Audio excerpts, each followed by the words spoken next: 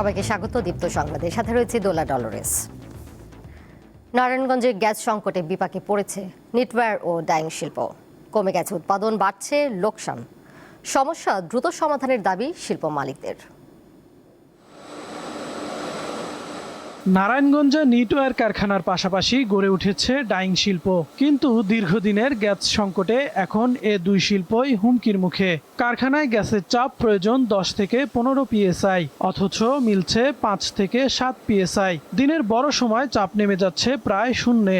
এতে অনেক কারখানায় উৎপাদন কমেছে শতকরা 50 থেকে 60% পর্যন্ত। বন্ধ হয়ে গেছে বেশ কয়েকটি প্রতিষ্ঠান।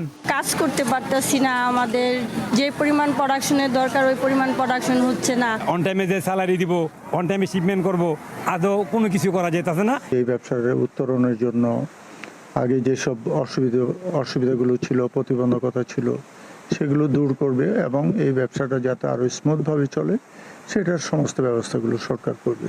এ অবস্থায় গ্যাসের বিকল্প হিসেবে ডিজেল জেনারেটর ব্যবহার করতে হচ্ছে, যা ব্যয়বহুল। ডাইং শিল্পে মাঝপথে গ্যাস বন্ধ হলেই নষ্ট হয় কাপড়ের মান, ফলে টিকে থাকাই কঠিন হয়ে পড়েছে বলে জানান ব্যবসায়ীরা। আমরা টোটাল উৎপাদন বলে চলে বন্ধ অবস্থায় আমরা শ্রমিকদেরকে বসিয়ে আমরা বেতন দিচ্ছি। এই যদি দীর্ঘায়িত হয় তাহলে কিন্তু শুধু আমাদের এই শিল্প না, দেশের অর্থনৈতিক একটা বিপর্যয়ের মধ্যে পড়বে। অনেক কারখানায় গ্যাস সংকটের নেতিবাচক প্রভাব পড়ছে বলে জানান বিকেএমইএ সভাপতি। সরকার যেন আমাদেরকে সুনির্দিষ্ট একটা দিক নির্দেশনা দেয়। আমরা কি করব? আমরা কি ভবিষ্যতে ইন্ডাস্ট্রিয়ালাইজেশনের ক্ষেত্রে আমরা কি গ্যাসের উপর নির্ভরশীল থাকবো, নাকি অল্টারনেটিভ আমরা অন্য কোনো এলপিজি অথবা আমাদের সোলার অথবা আমাদের যে কোল বেস বয়লারের দিকে আমরা যাব? শিল্প মালিকদের আশঙ্কা, দ্রুত গ্যাস সংকটের সমাধান না হলে উৎপাদন ও রপ্তানিতে আরও বড় ধাক্কা আসতে পারে। কাউসার আহমেদ, দীপ্ত, বার্তাকক্ষ। টেকনাফ পৌরসভার কাউন্সিলর ইকরামুল হত্যা মামলায় 3 সেনা কর্মকর্তা ও সাবেক এমপি আব্দুর রহমান বদিকে গ্রেপ্তার দেখিয়ে কারাগারে পাঠিয়েছে আন্তর্জাতিক অপরাধ ট্রাইব্যুনাল। 3 সেনা কর্মকর্তা হলেন ব্রিগেডিয়ার জেনারেল মোহাম্মদ মাহবুব আলম ও মিফতাউদ্দিন আহমেদ এবং অবসর প্রস্তুতিমূলক ছুটিতে থাকা কর্নেল আনোয়ার লতিফ খান। সকালে তাদেরকে ট্রাইব্যুনাল 2-এ হাজির করা হয়। আদালত 4 জনকে কারাগারে পাঠানোর নির্দেশ দেয়। একই সঙ্গে ক্ষমতাচ্যুত প্রধানমন্ত্রী শেখ হাসিনা সহ বাকি 7 আসামিকে আত্মসমর্পণের জন্য পত্রিকায় বিজ্ঞপ্তি প্রকাশের নির্দেশ দিয়েছে ট্রাইব্যুনাল। অভিযোগ রয়েছে 2018 সালে র্যাবের কথিত বন্দুকযুদ্ধে ইকরামুল হককে হত্যা করা হয়।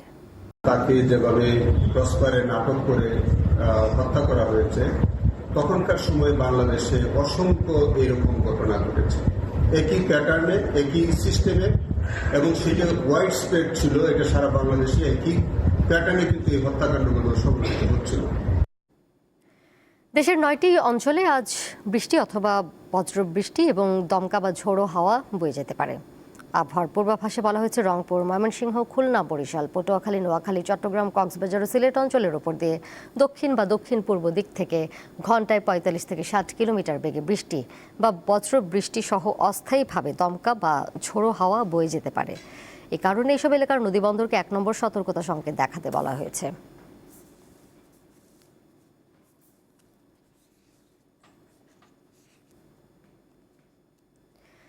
মিয়ানমারের রাখাইন রাজ্য থেকে বাস্তুচ্যুত হয়ে বাংলাদেশে আশ্রয় নেওয়া রোহিঙ্গাদের সংকট দীর্ঘস্থায়ী রূপ লাভ করেছে। গত 9 বছরে প্রত্যাবাসন করা যায়নি একজনকেও। বিষয়টি ঝুলে আছে শুধু কথা বার্তাতেই। বিশেষজ্ঞরা বলছেন, রোহিঙ্গা ইস্যুটি এখন বাংলাদেশের জন্য অর্থনৈতিক ও নিরাপত্তার জন্য বড় চ্যালেঞ্জ হয়ে উঠেছে। 2017 সালের 25 আগস্ট মিয়ানমারের রাখাইন সেনা অভিযানের মুখে প্রাণ বাঁচাতে বাংলাদেশে অনুপ্রবেশ ঘটে লাখ লাখ রোহিঙ্গার। সেই সংকট 1 দশকে পা দিলেও প্রত্যাবাসনের পথ এখনও অনিশ্চিত।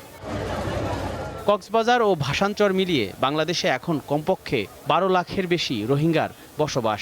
বিশ্বের সবচেয়ে বড় শরণার্থী শিবিরে জন্ম নিয়েছে নতুন একটি প্রজন্ম, যারা কখনো মিয়ানমার দেখেইনি। তাদের দীর্ঘমেয়াদী অবস্থানে বাড়ছে নিরাপত্তা উদ্বেগ, মাদক পাচার, সশস্ত্র গোষ্ঠীর তৎপরতা, হত্যা ও অপহরণের মতো ঘটনাগুলো বাংলাদেশের জন্য নতুন চ্যালেঞ্জ হয়ে উঠেছে। রোহিঙ্গাদের কারণে যেহেতু সীমান্ত কিছুটা উন্মুক্ত, এখানে মাদকের চোরাচালান বাড়ছে। সারা দেশে কিন্তু মাদক একটা বড় সংকট তৈরি করেছে। এটার এই দক্ষিণ সীমান্তটা এটার একটা বড় উৎস।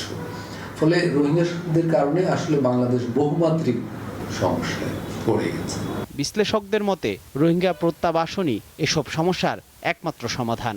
তবে মিয়ানমারের অভ্যন্তরীণ অবস্থা বিবেচনায় আপাতদৃষ্টিতে তা বাস্তবায়ন অত্যন্ত কঠিন বলে মনে করেন তারা। রোহিঙ্গাদের সংকটের সমাধান তো একটাই, তাদের ফেরত পাঠানো। তাদের ফেরত তো কেউ যায় না এবং যাওয়ার আপাতত কোনো সম্ভাবনা নেই। তার মানে আমরা কারো সাহায্য পাইনি।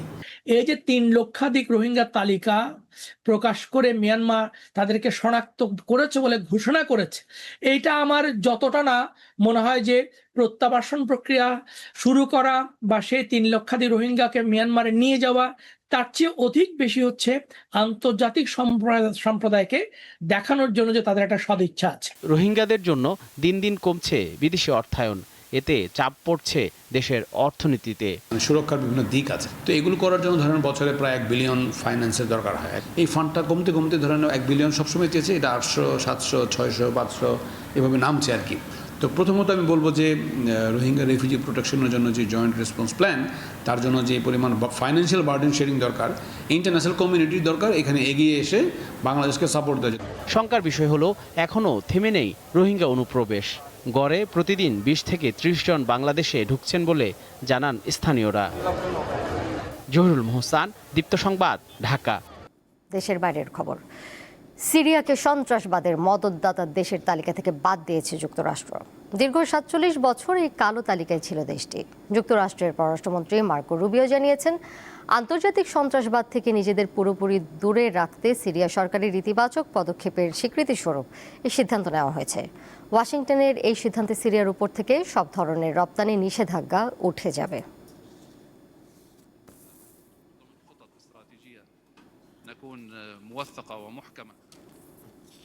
খেলার খবর। জয় দিয়ে ইংলিশ প্রিমিয়ার লিগের নতুন মৌসুম শুরু করলো চেলসি। নিজেদের প্রথম ম্যাচে ফুলহ্যামকে 3-2 গোলে হারায় দ্য ব্লুজ। ক্রাভেন কটেজে আক্রমণের পসরা নিয়ে বসে চেলসি। খেলার শুরুতেই স্বাগতিকদের জালে বল পাঠিয়ে উৎসবে মাতে সফরকারীরা। পেদ্রোর গোলে এগিয়ে যাওয়ার পর 23 মিনিটে জশুয়া কিংয়ের ফিনিশিংয়ে সমতায় ফেরে ফুলহ্যাম। প্রথমার্ধের শেষ দিকে রজার্স মর্গানের গোলে 2-1 ব্যবধানে লিড নিয়ে বিরতিতে যায় ব্লুজ। খেলার 49 মিনিটে আরও একবার সফরকারীদের এগিয়ে নেন কোল পামার। 5 মিনিট পর স্কোরলাইন 3-2 করে স্বাগতিকদের জয় নিশ্চিত করেন গার্সিয়া। আর এই ছিল এখনকার মতো। পরের সংবাদে বিকাল 5টায়। এছাড়াও আরও তথ্য এবং বিনোদনের নানা খবরাখবর জানতে যুক্ত থাকুন দীপ্ত ডিজিটাল প্ল্যাটফর্মে। সবাইকে ধন্যবাদ এতক্ষণ সাথে থাকার জন্য।